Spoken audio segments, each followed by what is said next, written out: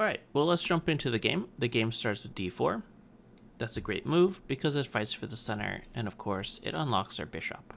Another idea that is being prepared is possibly we're getting ready for this nice pawn duo where the d and e4 pawns will conquer the entire center of the chessboard. Most players will easily stop this e4 idea by either playing pawn to d5, and there they go, they've stopped us from playing pawn e4, or they could play knight f6, which was the case in this game, and you can see it stops pawn to e4. Now that we've been deprived of our best pawn duo, most people will choose to play the second best pawn duo. And ta-da!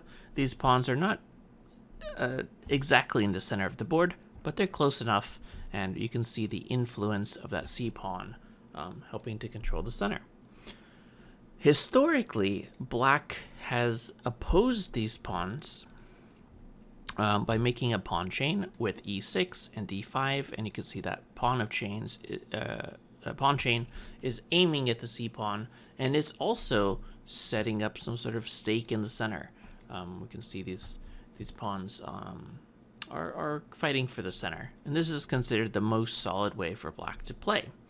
The downside of playing very solid for black is it might be hard to outplay your opponent to try to play for a win for black from such a solid positional, a solid way to play.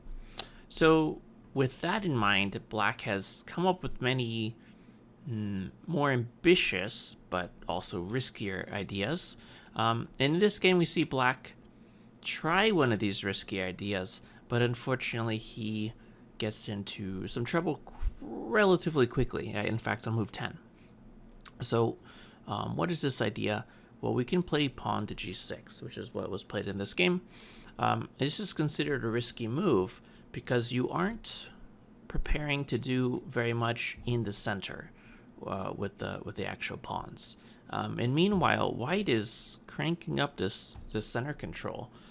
In the game, he plays knight to c3 with the threat of, okay, you're not going to do anything about my two pawns? Well, let me park 3 pawns in the center. And that would really dominate the center. Look at this. Look at all of these pawns. Look at all the space that these pawns provide us. Of course, this wouldn't win the game. This is a very famous opening the King's Indian defense where, okay, sure, white has this beautiful center, but black's already getting ready to castle. Black's actually somehow found a way to get a lead in development. Although, to be fair, these pawns certainly seem worth that small price to pay. Anyway, in this game, black decided to not let us have 3 pawns in the center, which is kind of an outrageous idea. So what to do? Well, they're going to stop us from playing 3 pawns in the center by simply protecting that square. Right? We want to put the pawn there. So they just play d5, and this is called the Grunfeld defense. Now, white usually plays c takes d5, and okay, we have to get our pawn back for black. The only way to do that is knight takes. And then the problem is, wait, wasn't that knight supposed to be guarding the e4 square? Well, now it isn't. So we can simply play e4. They should move the knight, but if they move the knight just kind of randomly, we basically got a free turn. They're moving the knight too many times. So this more or less compels black to take on c3. Obviously, we're going to take back, and you might say, well, white still lost, or black still lost the complete center control. And that's true, but at least he didn't allow us to have all 3 pawns in the center. So this is kind of related to the King's Indian defense, but considered a safer approach for black, because there's only 2 pawns in the center instead of 3. In the game, they would usually play bishop g7, and okay, this is the most common way. Black has a lot of pieces that are already developed or going to be coming developed soon. In the meanwhile, white has a very nice center presence, and of course, these kind of differences, lead in development versus center control, more or less they balance out, and the game is roughly equal. maybe slightly in white's favor, but nothing special. Either side could definitely win. Going back in this game, they decided to play a little bit different, but more or less we'll get to that position. In this game, white decided to play knight f3 first before taking on d5. They play bishop g7. That bishop is on the longest diagonal on the chessboard, and it's sort of the pride and joy of black's whole idea, right? Of black not just establishing the pawn chain in the center. Instead, he's trying to get his pieces activated. And maybe the bishop on g7 will be worth the lack of center control. We'll have to find out. Okay, here we should take on d5, because now, okay, just like we saw a second ago in the other variation, they're gonna need their pawn back, so they're gonna have to take us, and then haha, that knight was supposed to be watching e4, so thank you for the center. And just like last time, the knight should run, but if it runs just to a random square, we basically just got a free turn. So more or less this compels black to take us. Obviously we're going to take back, and we have this this beautiful center. But to counterbalance that argument, or this advantage, black is already castled, right? Black could already castle here if they wanted to. In the game, they decided to play pawn to c5, which is sort of the idea. Usually they castle first and then play pawn c5, but the idea is quite obvious. Okay, so if you have this very nice center, that's cool. I'm gonna just tear it down, and then you're not gonna have a nice center. I'll equalize. Maybe I'll even have a better position because my bishop will be stronger after we just crush your center. So this is sort of the double-edged idea. Black allows white to conquer the center, and then he's just going to try to destroy it in an attempt to equalize. Okay, and now here white played h3, which is sort of an old-school move. They used to play h3 like in the 60s, the 50s, a long time ago. The idea of h3 is not very obvious, right? Every beginner is told, get your pieces out as fast as you can and castle. And then this 2700 is just playing h3. Looks completely random. But one of the ideas of playing h3 is it stops this very annoying pin. You might say, how's that pin very annoying? Well, it's not only about the pin, but it's also about attacking their d pawn. So this is whole black's kind of whole idea. So can I overwhelm white's center? And all the black pieces need to be trying to participate in this idea. The knight can come into the party. And you might be going, okay, what does that have to do about bishop g4? Well, if we think about it, who are the defenders for the d pawn? We have this pawn, we have this queen, we have the knight. And that's the real idea of going bishop to g4. Sometimes they can knock out the defender, and then, your center collapses. And then maybe black will be better there. So it turns out maybe it's not the end of the world to allow this threat, but what if we just don't let them do it? Right? So h3, interesting, solid, old school approach, and it's definitely a valid move, trying to support the center by stopping black from removing the defender of the center. So it's an interesting idea. Of course, the downside is, well, you had this problem with lack of development, and h3 is definitely not helping that issue. So we'll see if that matters. Black castles, he's accelerating his development. That makes sense. And now white is going to support the center, right? Black is trying to tear down our center, and we're having a lot of forces try to reinforce the center. Very double-edged position. So remember, black entered this double-edged position definitely on purpose. So it really could be a good idea to play this this risky, ambitious chess, however you want to kind of look at it. But it also could land you in hot water And that's exactly, and unfortunately, what happened in this game to black. So let's see what happened. In the game, it was queen a5. This is a standard move. Like, imagine you can go rook d8, and the rook is a better piece to attack the center. It's cheaper, and of course, immediately it's attacking the c3 pawn. How would you want to save the c3 pawn? We have rook to c1, we have bishop d2, we have queens, all over the place. How would you choose to save this pawn? Yeah, so of course, the first thing we got to eliminate are just outright one-move blunders.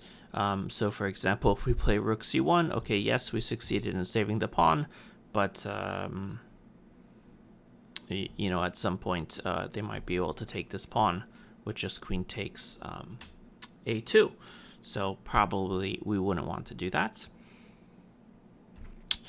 And okay, well, maybe we can move the queen to d2 perhaps, because that would get out of all this pin, so then the pawn can be protecting this.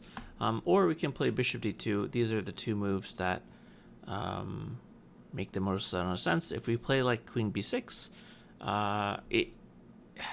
it stops protecting this pawn, and so now they can just keep increasing the pressure on it, and maybe we're already in trouble. We can try like rook d1, but I think already this pawn is falling because the c pawn is not able to participate in the defense. So a move like queen b3 or queen c2 is moving the queen away from protecting that important d pawn, and of course it doesn't get out of the pin. So we really need to get out of the pin because we need that pawn to resume the defense on d4. And that's why bishop d2, right, gets out of the pin. It also sometimes sets up some discovered attacks. Imagine bishops on d2. Or queen d2. In this game, bishop d2 was played.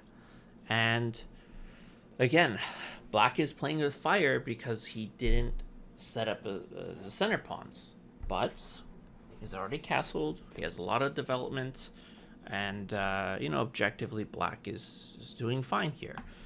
For example, if he just plays a normal move like knight c6, the game will be double-edged, but balanced. The game will continue, right? We can play like bishop e2, or maybe even d5. And, okay, the game will be balanced. White will have the superior center, but black will be laying siege to it, and perhaps he'll collapse. All that being said, unfortunately, black played a mistake, which is extremely easy to do when you play these risky openings. And in here, black unfortunately played the move b6. Looks like a reasonable move. Definitely does. But the drawback to such a move is now the queen cannot easily find safety. We already see like some discovered attack potential. This bishop is kind of cutting off some escape squares. And a second ago, the queen would be hard to trap because, okay, we do a discover attack, no big deal, just move away, or queen c7. Like, this retreating option for the queen really makes it kind of impossible to be trapped. But after pawn to b6, yeah, this queen is just a little bit getting into some trouble. It's hard to see how it will, even if it doesn't get trapped, how it will ever be meaningful into the, come back into the game. White here did not punish this mistake in the optimal way, but he punished it definitely well enough. What white should have played is to move pawn to a4. And this avoids any kind of slippery escaping ideas of like queen a3, then we can try to take, and then we can try to escape. Things like this. It's just kind of getting, and it's also getting out of the discovered attack. A4 simply shuts down the last movement for the queen. And now I think I think this queen is just never really coming back home unless white decides to just give up a free pawn. And or sorry, if black just gives up a free pawn, which is at the 2700 level, basically just game over. White did not play that accurately, but he played, obviously well enough to bring it home. He played queen b3, which is another attempt to do the same idea as a4, right? It stops the queen from moving to the same squares that the a4 pawn sort of stopped, and it's a developing move. It definitely is a strong move, and white is better after queen to b3, but a4 just allows no tricky counterplay, which black still can, I wouldn't say wiggle his way out, but black can find a way to activate his queen again, and maybe black is still in the game if he had found the correct move here, which he didn't find in the game. So maybe take a second. Black is worse after every move, but what is sort of the best idea for black to create counterplay to try to get his queen untrapped? Even if it costs like a pawn, it might be worth it, because the queen being offside and potentially trapped is just going to be terrible. So I'll give you guys a second, maybe even a couple seconds to think about this.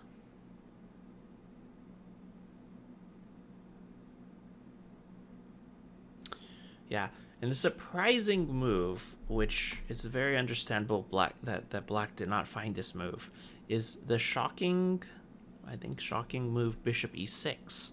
Obviously it's attacking the queen, but the reason it's not so obvious to play is it seems to walk right into d5. But that's actually the kind of tricky idea, is that now the pawn on d4 is no longer blocking the bishop on g7, and we'll see how that might allow black some counterplay to get him back into the game, sort of. Here black will play bishop d7, and now you can see he's trying to find a way to untrap his queen, which, okay, we'll just play a4, stop that. And now again, this another kind of liberating idea is to play c4 here. And now we can see why this pawn being unblocked is going to become a problem. Because however we take on c4, that will come with rook c8, tempo on whatever takes there, and then c3 will be in a bit of trouble behind it. So for example, if you take with the the queen, the rook will just harass you.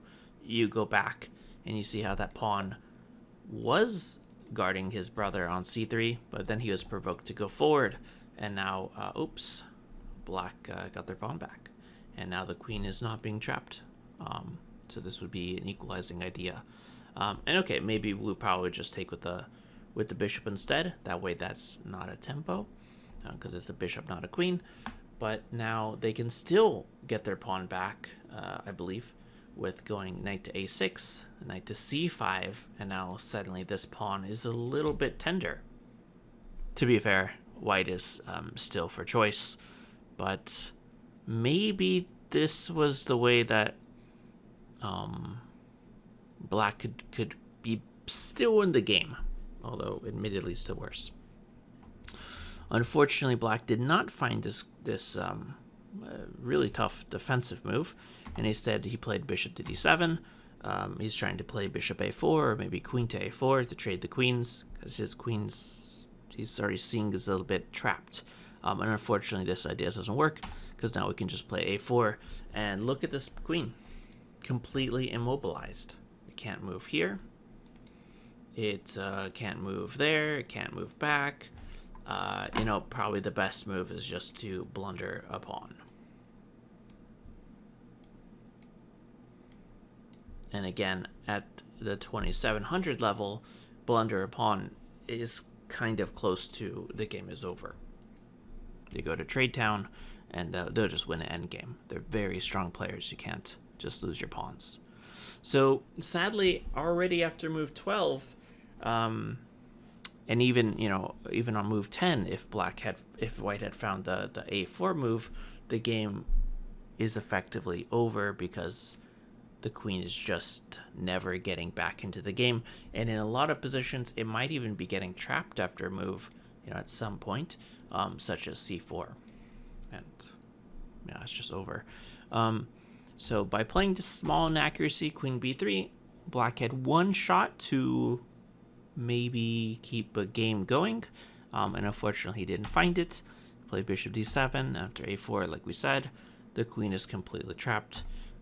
They played the move to pawn to e6. Doesn't seem like a great move. And now just rook to a2 is played. For example, if I go bishop here and then they take it, I would like to take with the pawn, and that would trap the rook. Except obviously no one's protecting the rook. So when we play a move like rook a2, it might be setting up this idea. Now if you take, and thanks for the queen. So rook a2 makes a lot of sense. They played bishop c6, tempo on our e4 pawn. If we can see this, there it is. And instead of protecting it, which would still leave white with a completely winning position, because that queen is just out of the game. It's been sidelined, and I don't see how it's ever coming back without, again, sacrificing a free pawn, which is basically, for this level of chess, close to game over, or it just will be game over. Okay, they played a better move, which is bishop to b5, and from here the game is just over. If you take the pawn, who can see how that would be game over if they took this poisoned pawn? Yeah, that's right. Again, oops, the queen is trapped, and that will be the end of the game. Okay, that didn't happen in the game. Levon Aronian is a much stronger player, but unfortunately he's now in a hopeless position. He lunged out with c4, which, thank you. This does stop us from playing c4, because now our queen is in the way, but it costs a free pawn. And obviously we have this tempo on the bishop now, with the bishop and the queen attacking it, so unprotected by the knight, which is why reinforcements came to him. But now we're just going to prepare to play c4. Again, we're already up a pawn. Not to mention, we already have the massive center control. The rest of the game is really just mopping up this position. A6 was played, and after c4, the queen's trapped. Black managed to get some, pieces for this queen sacrifice, maybe queen blunder, but it just wasn't enough. These guys are too strong, and there's really nothing left to say about this game. I think white brings it home quite cleanly. He goes for trades, which is what you want to do when you're up material. He centralizes his pieces, like this queen and rook battery is going to maybe queen c7, and yeah, all these pieces are nice. There's a tempo on the rook. Maybe the rook is going to go to c7. Maybe the rook is going to go to c8. Yeah, it goes to c8 here. White is trying to trade down because he's, again, up material. Now, white is making this look easy, but to convert a game against, 2700 will usually be tough, but white just has the technique to bring this home. He just trades some stuff, and okay, this is going to be a passed pawn here, and so, and of course we have a queen versus a couple bishops. Just is over. There's no one in the world who could save this position. So the moral of the story is that chess is hard, and by playing these risky openings, it's not bad to play risky chess, but it is sometimes, if you're not playing it perfectly, can land you some hot water.